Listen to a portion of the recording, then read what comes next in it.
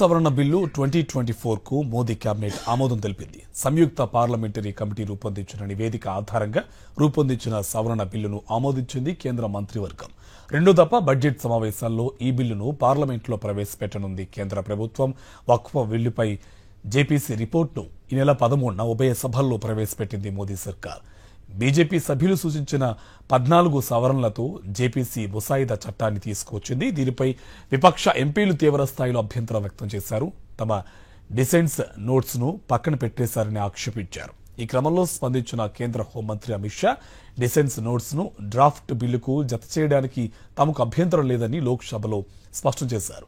ఈ నేపథ్యంలోనే గత వారం వక్ఫ్ సవరణ బిల్లును కేంద్ర మంత్రివర్గం ఆమోదించినట్లు అధికారిక వర్గాలు తాజాగా వెల్లడించాయి.